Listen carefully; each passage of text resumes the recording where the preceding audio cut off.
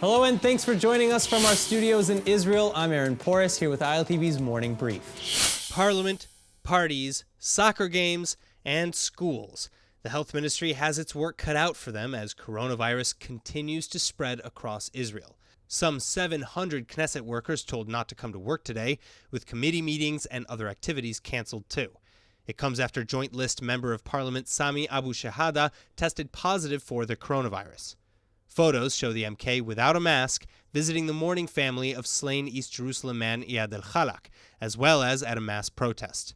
Abu Shahada now appealing on Twitter for anyone who was in his immediate area to go into isolation and take a test.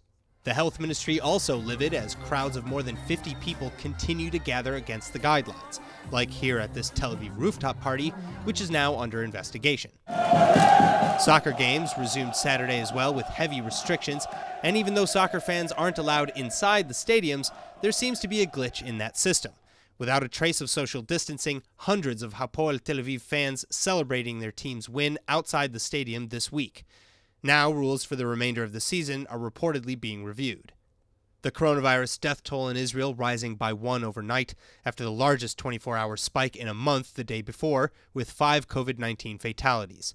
Despite a climb in infection rates, the leaders of Greece and Cyprus are expected to visit Israel later this month to discuss renewing flights between the countries. And a disinfectant spray down is underway in some schools, with more than 10,000 students and staff now back in isolation after a wave of infections through the education system. His patience quickly thinning.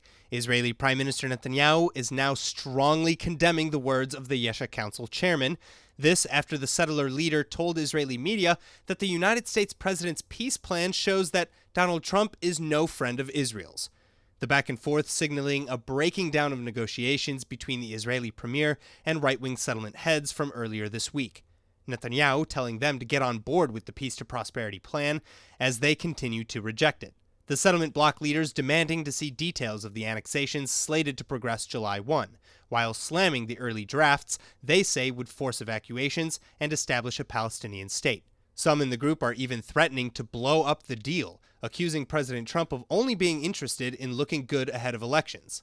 Still, Netanyahu and other right-wing leaders are banding together, rejecting these statements, saying that the United States' support is needed to expand the country's sovereignty, and insisting that President Trump is a great friend of Israel. Netanyahu listing achievements like recognizing Israel's sovereignty over Jerusalem and the Golan Heights, moving the United States Embassy to Jerusalem, and paving a way for absorbing the settlements in the first place. You might not expect it, but what you're seeing here is the DNA of one of the world's most famous texts. And not just any text, but fragments of the ancient Dead Sea Scrolls, a collection of thousands of fragments of old Jewish scriptures and writings dating back 2 millennia. So what's so important about the scroll's DNA? After the beginning of this research, we all thought that the majority or the scrolls were written on goatskin. But 2 results tell us that it's a cowhide. Okay, so we have 2 fragments that turned out to be cowhide, which means that at least these 2 were not from the area. Essentially, researchers believe that the ancient collection, first discovered in 1947 just east of Jerusalem, was scrawled by a fringe Jewish sect, the Essenes. And by sequencing the DNA of these fragments, scholars can better investigate this claim as well as uncover details of ancient life long thought lost.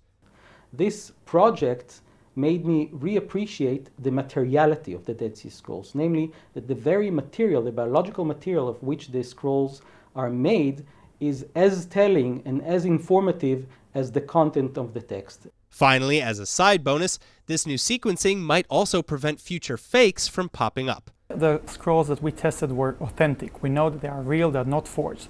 But since we can distinguish scrolls that originated from Qumran, from other scrolls, we think that maybe in the future it could help identify real versus false scroll pieces.